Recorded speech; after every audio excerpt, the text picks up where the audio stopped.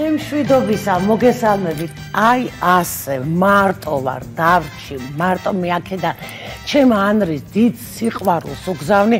ესე იგი ტრენდული არისო იანვრის ბოლოსო ვირუსები გაძლიერდებაო და ანრი არ ჩამორჩა მოდას და აი ასე სიცხიანი ახლა მე მჯერა რომ გვიყურებს ჩვენ მე უბრალოდ მიყურებს თავის ტელეეკრანიდან. მოკლედ მარტო ვარ, მაგრამ ისეთი სტუმრები მყავს, რომ მე მარტო ვერ ვიგრძნობ თავს და დამეთანხმებით, რომ სოციალური ქსელის მეშვეობით ძალიან ბევრი საინტერესო ადამიანი გავიცანით და ჩვენი გადაცემაც ყოველთვის ცდილობს, რომ ის ადამიანები მოვიწვიოთ და კიდევ უფრო ახლოს გაგაცნოთ ჩვენო საყვარელო ტელემოყურებლებმა და დღევანდელი ჩვენი ასე ვთქვათ პირველი ბლოკიც არ არის განსხვავებული და ზუსტად არაჩვეულებრივი მერი მასწი ყავს სტუმრად, როგორც თავისი მოსწავლეები ეძახიან. ძალიან საინტერესო ადამიანი, რო შევხედე, ვიფიქრე, რანაირად შეიძლება იყოს ეს მასწავლებელი, მეთქი 26 წლის ადამიანია, მაგრამ ძალიან საინტერესო ისტორია აქვს, იმიტომ რომ 23 წლის ასაკში მერი მასწი, ასე ვთქვათ, მერი ცხოვრობდა გერმანიაში, მუშაობდა გერმანიაში და 23 წლის ასაკში გერმანიიდან ჩააბარა გამოცდები და წამოვიდა აი აქ საქართველოში დაბრუნდა და რაჭაში სოფელ წესში დაიწყო მუშაობა სკოლაში და ასწავლიდა ფიზიკას და მათემატიკას. შემდეგ როგორც თავად გითხრა, სიყვარულმა ნელ-ნელა აქეთ გადმოიყვანა და უკვე რუისის სკოლაში და რუის ურბნისის სკოლაში ასწავლის მათემატიკასაც და ფიზიკასაც. ძალიან საინტერესო ისტორია არის და ყველაზე მთავარი რა არის? მერი ძალიან აქტიური არის სოციალურ ქსელში თავის მოსწავლეებთან ერთად, ძალიან მეგობრულები არიან და აი ხო რომ შემოვიპატიჟებ სტუდიაში, თქვენს დამეთანხმებით, რომ თავად მოსწავლეს გავს. მაშ ასე. მოდით მოვიწვიოთ სტუდიაში მერი თორთლაძე, მოგესალმებით, ჩემო საყვარელო. მოგესალმებით, მადლობა დაფასებისათვის და მოწვევისათვის. ხო ვამბობდი, რომ გავს პატარა მე-10 კლასელ გოგო. პირველ რიგში მე ძალიან საინტერესო ისტორია გაქვს. და მოდი დავიწყოთ თავიდან. რატო რამ გადაგაწყვეტინა, რომ გერმანიაში სადაც აწყობილი გაქვს, ასე ვთქვათ, კარიერა, მუშაობ, ყველაფერს დაანებე თავი და წამოხვედი, თან იმერელი გოგო საწახვედი რაჭაში. აი მოდი მოგვიყევი ამაში. პირველ რიგში მინდა მივესალმო ჩემს მოსწავლეებს, რომლებიც აუცილებლად დიდი სიყვარული. ზუსტად ვიცი, ახლა ტელეეკრანებთან იქნებიან ან ტელეფონებში და მიყურებენ. პირველ რიგში მათ ჩემი დიდი სიყვარული აქედან. ჩვენგანაც. ეს ყველაფერი დაიწყო 2021 წელს, როდესაც მუშაობდი საქართველოში საკმაოდ კარგ კომპანიაში, თუმცა ფიქრობდი, რომ სადღაც დავიკარგე, კარგი ანაზღაურებაც მქონდა, ამის მხრივ არ მქონია პრობლემა. და მახსოვს პირველად როცა შევედი უფროსთან რომ მეთქვა მე უნდა წავიდე და მოვემზადო მასწავლებლის გამოცდისთვის მისგან მივიღე ძალიან ირონიული დამოკიდებულება. მაშინ მივხვდი რომ ეს პროფესია არ იყო დაფასებული ჩვენ ქვეყანაში და სიმართლე გითხრათ არ მჯეროდა რომ ჩავაბარებდი გამოცდას და წავედი გერმანიაში, იქ გავიგე გამოცდის ჩაბარების შესახებ და იქედან უკვე ონლაინ რეჟიმში მოვახერხეთ გასაუბრება ჩავნიშნეთ.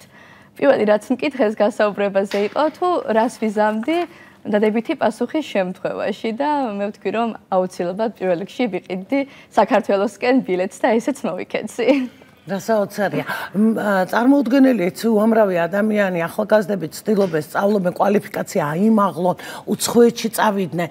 რატო, რა იყო ეს და რა ასე ვთქვათ გამოხმაურება ქონდა იგივე საქართველოში შენიანებისგან, რომ შვილო რას აკეთებ, თან სად რაჭაში. და აქვე დავამატებ, ნამყოფი ვიყავი შენ რაჭაში.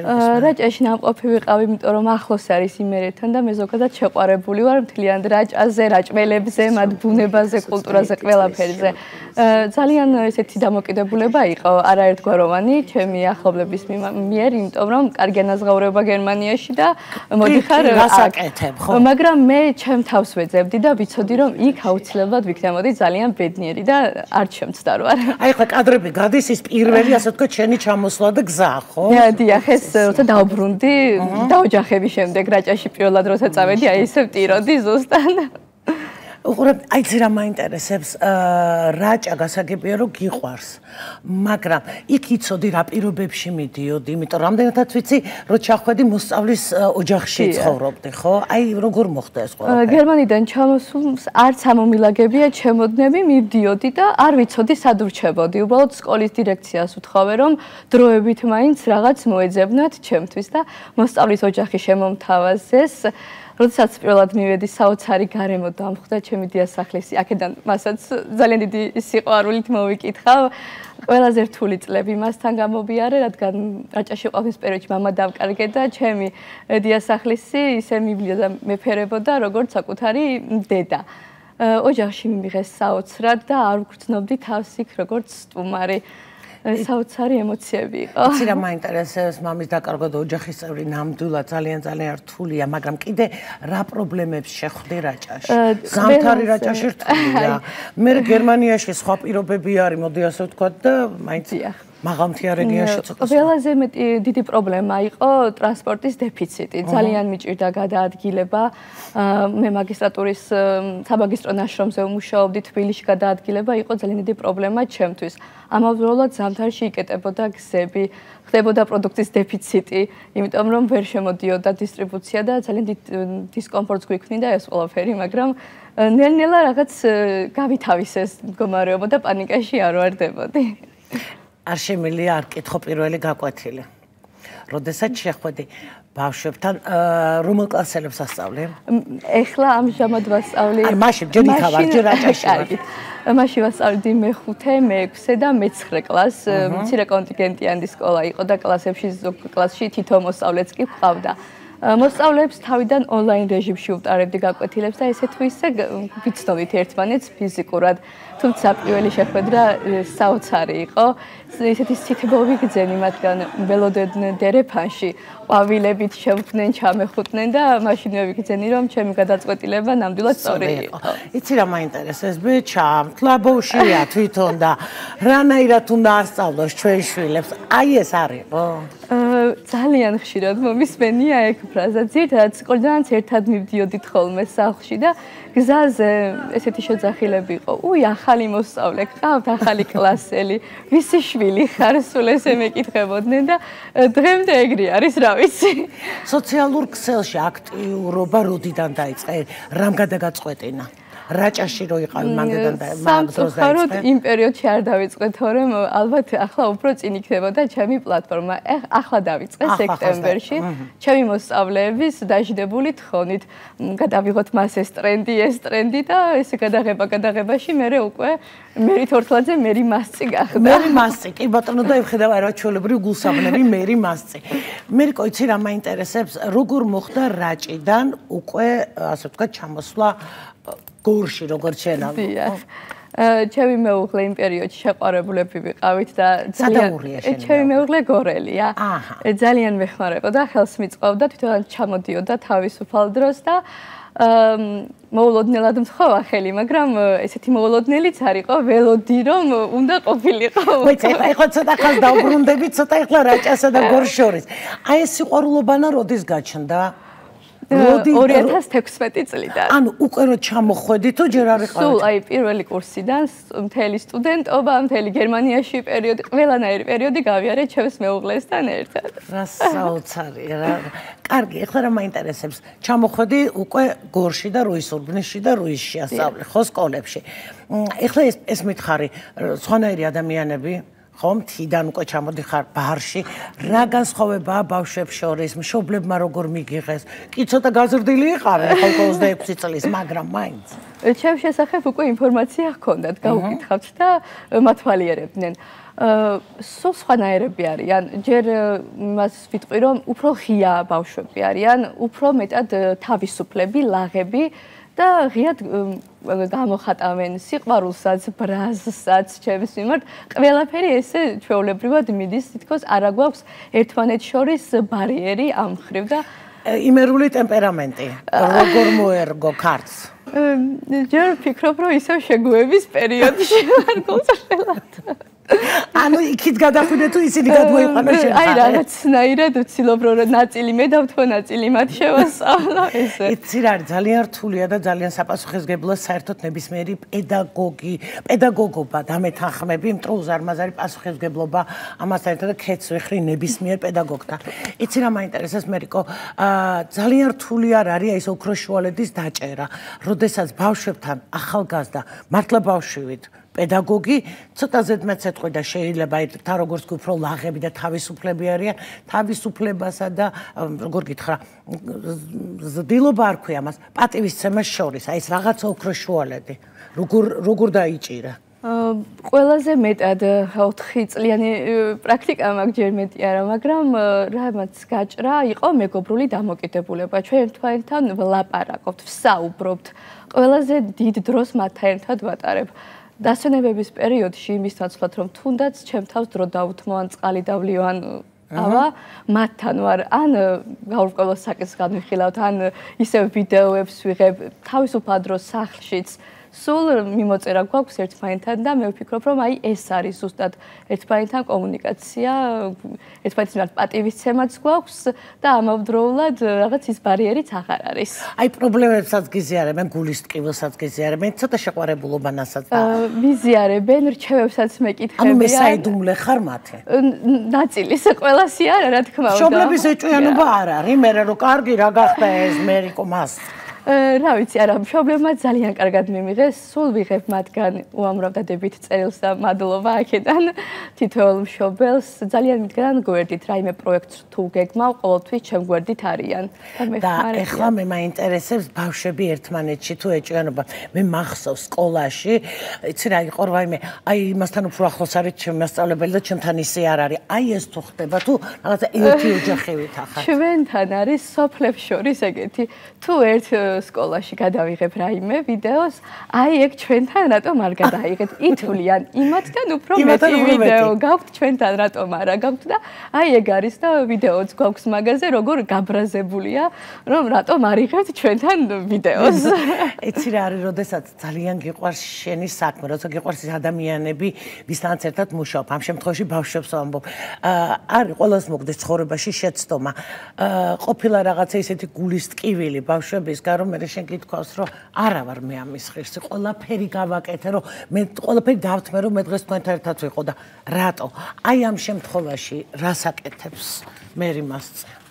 და წარმოუდგენელია, ოჯახში ხდება რაღაცა წყენები, ხო? დიახ, რთულ სიტუაციებთან ისევ გუში წინ ფაქტობრივად მეც მოსწავლე ვიყავი და შესაბამისად ყოველთვის ვცდილობ მათი გადმოსახედიდან შევხედო, რომ ბავშვია არა უშავს რაღაც მოხდა და ჩემს გულის ტკივილს ისევ აი ვცდილობ რომ ჩემი თავი გავზარდო მაგ ყველაფერთან ერთად შევაჩვიო. და არ საუბრობთ, რომ იცი რა არის, ესე არ შეიძლება მოქცევა და არ ხო არა მხოლოდ მათემატიკის და ფიზიკის პედაგოგი. ფაქტობრივად ზრდით, ხო თქვენ? დიახ, საუბრობთ აუცილებლად, როცა მე მწყდება რაღაცაზე გული, აუცილებლად ვეუბნები და ზუსტად მათთან იგივეს ვიღებ. თუ მაქვს ხოლმე გადაცდომა და ეს ბუნებრივია მუშა პროცესში, აუცილებლად მეუბნებიან მათ ისინიც მე და ეს ყველაზე მეტად მომწონს ჩვენ შორის ღია კომუნიკაცია. ღია კომუნიკაცია, იცი რა არის, მე დღემდე ჩემი შვილისგან ძალიან ბევრ რაღაცას ვსწავლობ. ამ შემთხვევაში რაღაცები ისწავლე ბავშვებისაგან? ბავშვებისგან ვსწავლობ ყოველ დღე მე ვეძახი რომ უანგარო სიყვარულს, იმიტომ რომ მე მათ ვუყარვარ ნამდვილად უანგარო სიყვარულით. ისინი ჩემგან ზუსტად ვიცი არ მოელიან არც ნიშნის მომატებას და ან რაიმე ჯილდოს, იმიტომ რომ არ არის მაგაზე ჩვენი ურთიერთობა აწყობილი. ზუსტად ვიცი, იმიტომ რომ ძალიან ცუდი რაღაც უნდა ვთქვა შეიძლება, მაგრამ დაბალი ქულა რომ აქვს ბავშვს, ის რომ უფრო მეტ სიყვარულს იჩენს, მეტ აი ახლა ინიციატივას თქვენი შოკოლადები რომ თქვით, ზუსტად ისეთი მოსწავლის მიერ იყო ინიცირებული, რომელსაც საერთოდ არ აყავს ჩემს საგანში მაღალი ქულა და ესე იგი ეს იმას ნიშნავს, რომ ჩვენი ურთიერთობა არ არის დაფუძნებული ნიშნებზე. ნამდვილად გეთანხმები. აი ახლა ზუსტად ეს მაინტერესებს, ნახეთ დაბალი ქულა, მაღალი ქულა. როდესაც მეგობარი ხართ თქვენ, ხო მათი? აუ მას ნუ დამიწერთ რა, გეხვეწებით ერთი მაპატიეთ, კაცრი რა შემთხვევაში ხართ?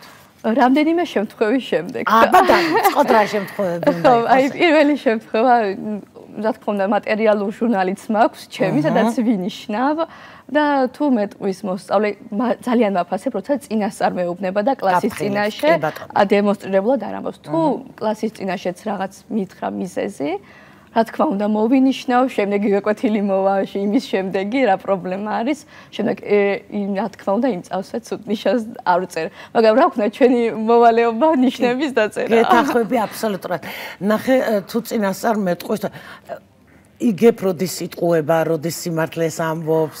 აი, თუნდაც იტყუებოდეს იმ პერიოდში, რა ხან პასუხისმგებლობა იგრძნო, ამასაც ძალიან ვაფასებ და სრულად იტყუებოდეს, მაგრამ პასუხისმგებლობა ჰქონდეს, იმიტომ რომ ეს ყველაზე მთავარი არის დღეს ადამიანში.